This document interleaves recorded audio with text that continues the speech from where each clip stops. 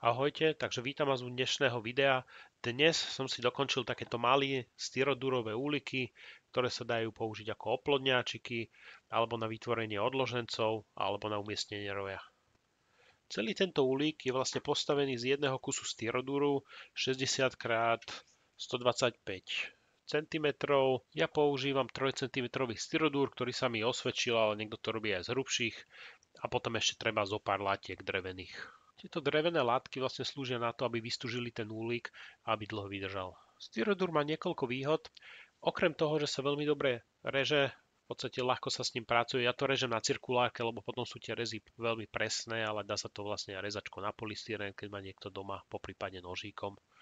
Takže výhoda je, že je to veľmi ľahké a takisto, že tie včely, keď človek robí odložence napríklad na jar, tak tam majú veľmi dobrý tepletný komfort.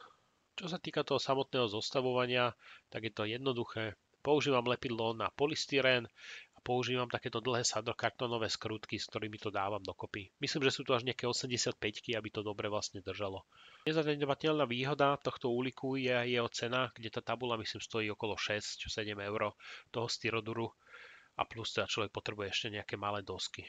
A takisto aj rýchlosť, je to relatívne rýchlo spravené. Takže tuto si už režem hranolčeky, používam 3x3 a to kvôli tomu, aby bola tá obruba hore vyššia, že viem na tie rámiky vlastne položiť cesto na prikrmovanie včiel, hlavne na jar. Alebo aj klasickému odložencu, keď ho teda vytvorím, tak im tam dám jedno cesto. Keď mám tie hranolčeky vlastne spravené, spravím si tam tú drážku, do ktorej zapadnú rámiky a potom sa to všetko zostaví. Tu samotnú krabicou som už mal teda zlepenú, navrch si zlepím ešte dokopy vlastne ten rám, ktorý potom chytám do toho samotného styroduru. Všetko to podlepujem, drevo dávam lepidlo na drevo a to lepidlo, ktoré som mal na polystyrén, lepí aj drevo, tak som to použil vlastne na ten drevený rám. Tu by som chcel povedať, že ja vyrábam tento úlik, alebo teda tieto rozmery sú na 7 rámikov. 7 rámikov má dve výhody. Jednak človek spraví taký silnejší oddelenec a keď ho už potom chce dať do toho 10 rámikového nadstavku, tak vlastne sú tie včely také silnejšie, ako keď tam idú z toho 6. A takisto, keďže ich je tam 6, jeden sa dá v strede vybrať a dá sa ten úlik rozdeliť na dve oplodňovacie komory, ako keby na dva samostatné úliky, keď si tam vyrobíte nejakú prepážku. V minulej sezóne som to takto využil a pekne sa mi oplodnili dve matky, že jedna bola naľavo, jedna bola napravo. To ale samozrejme znamená, že teraz musím spraviť dve diery do toho úlika, ako keby na tom jednom letáči dva vstupy. Ale kto by chcel, alebo kto sa bojí, že sa mu tie matky po prípade pomiešajú, keď sa vrátia späť, tak dá sa vlastne tá krabica posunúť na tom spodku a dá sa spraviť jeden vstup jednej strany, jeden vstup z druhej strany, tým pádom tie matky by sa nemali pomiešať a mali by pekne sa vrátiť domov tiež. Snažil som sa na všetko písať, na tie styrodurové dielce rozmery, takisto na tie látky, aby ste videli, že aký to je rozmer, že sa to dá jednoducho vyrobiť, ale dám to vlastne aj do popisku videa. Na tie spodné dva hranolčeky som vždy vyfrezoval aj drážku, že sa tam dá vložiť podložka a takisto zo spodu robím vetranie. Úplne teoreticky v tomto úliku by vedela aj nejaká rezervná matka prežiť zimu, predpokladám. Čo je nevýhoda týchto úlikov zo styroduru je, že samozrejme nie je to prírodný materiál a keď je ten styrodúr taký holý, tak včely ho niekedy ľubia kúsať. Takže treba ho vždy dobre natreť. Samozrejme treba zobrať nejakú farbu, ktorá je na styk s potravinami, vodou riediteľná a veľmi dobre ho treba ponatierať, možno že až 3 krát. No a keď už mám úlik hotový a natretý niekoľkokrát, tak ešte na spodok doplním sito, aby teda mali to pohodlné vetranie. Tuto pozor, lebo tie vetracie otvory sú naľavo a napravo práve kvôli tomu, aby som ho vedel otvoriť na dve polovice. Ale dá sa to spraviť aj vlastne jeden veľký vetrací otvor do stredu.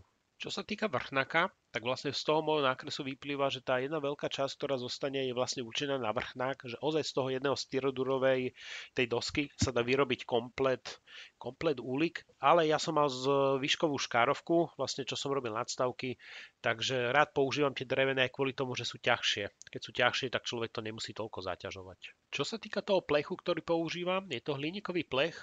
Našiel som to cez Bažoc, sú to vlastne plechy, ktoré sa používajú v tlačiarni na tlačenie. Veľmi lacné, stojí to pár eur a človek, keď z toho si spraví ten vlchnák, keď to takto oplechuje, tak to vlastne vydrží skoro na veky. Veľká výhoda toho hliníkového plechu je, že sa dá spinkovačkou veľmi ľahko pospinkovať, takže takto ručne to pekne nejako zležem, poprekladám a pospinkujem dokopy. Prosím, ak je tu nejaký profesionálny klampiar, nekomentujte. Takže úlik je v podstate hotový.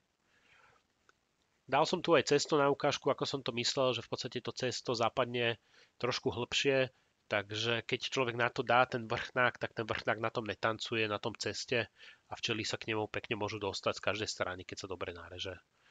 Takže, jak som už vravel predtým, keď si vyberiem vlastne jeden stredový rámik, tak viem si ten úlik rozdeliť na ľavú a pravú polovicu a tým pádom viem ho oplodňovať naraz dve matky.